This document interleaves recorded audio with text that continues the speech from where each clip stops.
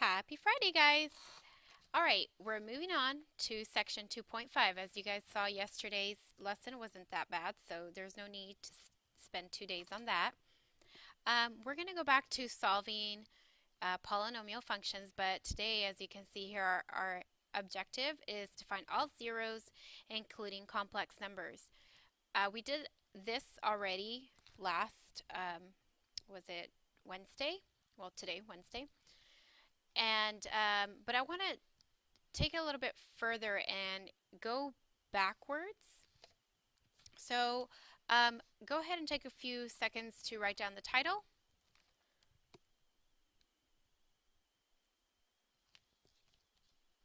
All right, so the fundamental theorem of algebra says that whatever your exponent is, the degree of the function. I talked to you a little bit about this in regards to the graph. The degree of the function, let's say if you have a quintic, n, which is 5, would be how many solutions it has, whether it's real numbers or complex numbers, imaginary solutions. So whatever the degree of the function is, that's how many solutions your polynomial will have. And as you saw when we've been practicing this on Tuesday and Monday, Tuesday, Wednesday, that although sometimes we would get rational zeros, we could also get imaginary or irrational. But regardless, that exponent will tell you how many solutions you will have. Okay? So let's go ahead and review solving. You don't have to take notes on this. We've practiced this a lot. If you want to, that's fine. But I'm just going to go through it quickly because it's the second part of the lesson that I want to focus on more. All right, so the rational zero test again tells you to find factors of the constant divided by factors of the leading coefficient. As we do this, we find that all our possible rational zeros would be positive 1, negative 1, and plus or minus 7. Again, remember it's the factors of the constant divided by the factors of the leading coefficient, not the other way around. So we get 1 to be one of our solutions. And when you get the last row here, 1, 1, 7, you'll see that it's quadratic. Okay? So we end up with x squared plus x plus 7 as the remaining polynomial. Again, this is just a quick review because I really want to focus on the second part of the lesson here. This is just a quick review of what we've been doing. Okay, so once you have your quadratic x squared plus x plus 7, because remember we already know that x equals to 1 is a solution. We would use the quadratic formula. And when you plug it in and simplify, you will see that we get 2 imaginary solutions. 2 imaginary. So again, there's 2 here, and the one that we found earlier, that would be 3 zeros, which is what the fundamental theorem of algebra says in regards to the degree of your function. All right, so again, your zeros are 1 and negative 1 plus or minus 3i square root of 3 all over 2. Okay, so I know I went pretty fast on that, but I said earlier I want to really focus on the second part of the lesson. Using that concept with solutions, we can go back and find the polynomial of given solutions. So if I give you these solutions, I can go backwards and find the equation that gives me these solutions. All right, this statement says that if you have a complex 0 then its conjugate pair would also be a 0. Same thing applies for irrational. It's when you get the quadratic formula, if you remember the quadratic formula, negative b plus or minus square root, it's the plus and minus that makes two answers. That's why the complex conjugates, the pairs, would be both solutions. Okay, you would have to have both as solutions. Okay, so what this says here is that if a plus bi is a solution, then its conjugate, a minus bi, would also be a solution.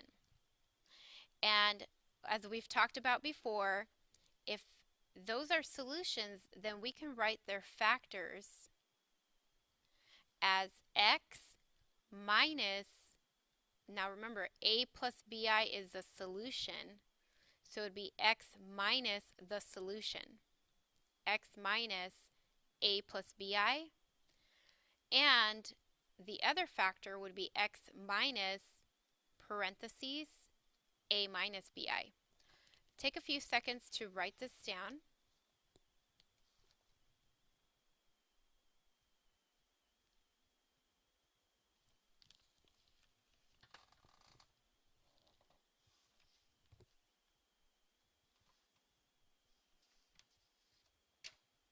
This is on page 184 if I'm going too fast for you. All right, so let's go backwards and find a polynomial function if I give you 3 solutions. It says find a 4th degree polynomial function with real coefficients that has 0, 1, and I as a 0. Well, with what we talked about earlier is if I is a solution, then its conjugate is a solution. And the conjugate of I would be negative I. Okay, write that down.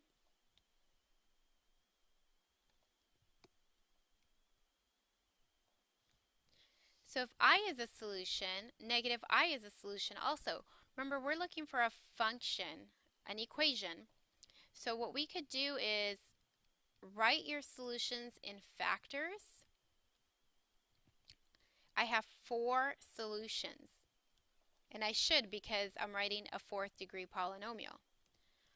So what would be the factor for x equal to 0? Well, x minus 0, but that would just be x. What would be the factor for 1? X minus 1. Good. What about for I and negative I? Well, this one's not too bad because it's just a single. So it'd be just x minus I and x plus I. And we just multiply this out however you want, but it would be a good idea to multiply the conjugates together, because when you multiply the conjugates together, the middle terms will cancel. And if you know that about conjugates, then you can just skip the O and the I in FOIL, so cancel out the middle, and then just do the first times first and last times last. That's what we get here. This is I squared. I'll come back to this part in a minute. But what did we say in the last section that I squared equals? Negative 1. Good. So I substitute negative 1 for I squared, and I'm going to get x squared plus 1 for these 2 factors. Okay, let's go back to the first 2 factors. I have x times x minus 1. Well, we just distribute that. So I get x squared minus x. And remember, we're still multiplying these because all of these factors are multiplying. We just had 4 factors to multiply, and you do 2 at a time. And again, however you want to do this, you guys can do box method, FOIL, it doesn't matter as long as you make sure you multiply everything in one factor to everything in the second factor. So as I distribute here, go ahead and do it with me. X squared times x squared is x to the 4th. X squared times 1 is x squared. Inner times inner is negative x cubed. Negative x times 1 is negative x. And of course, you want to write your polynomial in standard form from highest exponent to the lowest. And this is the equation that will give you those 4 solutions. Okay, here's another one. Again, find all zeros. This one's a little bit different. You're not looking for the equation, you're looking for the other solutions. But the problem is I give you a complex solution, an imaginary solution. Again, since 2 plus 3i is a 0, then 2 minus 3i is also a 0. Put these into factors. Remember that it's of the form x minus the solution. So this is your solution. X minus your solution.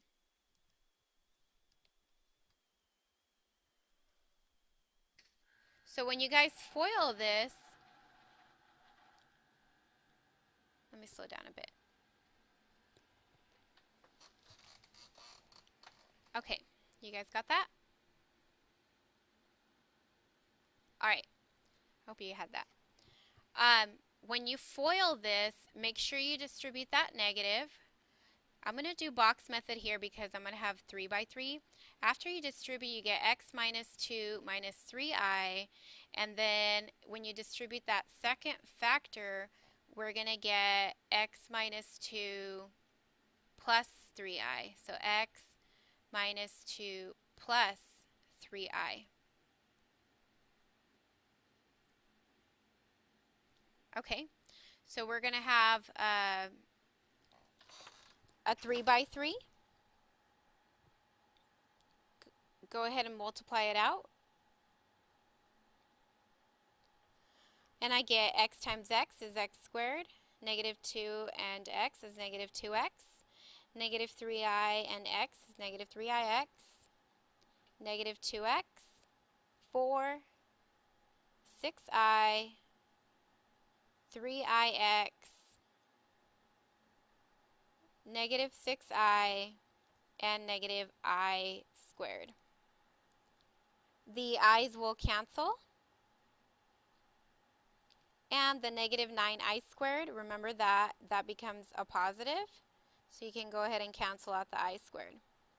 So let's clean it up right here. We get x squared minus 4x plus 13. Okay, remember this because we are going to go backwards. So what I just did was I found the product of my 2 solutions. Remember, I want to factor out the rest of this problem. I want to factor it out so that I can find the rest of the solutions. So I can find the rest of the solutions. Okay? Okay, so when we multiply those 2 solutions, we got x squared minus 4x plus 13. Okay? Remember, that is a factor. So x squared minus 4x plus 13 times what will equal that polynomial. Alright, so I'm going to have to continue this on a second video because I'm running out of time here. So hopefully your sub will put the second part. Alright, so let me finish this problem on the second one.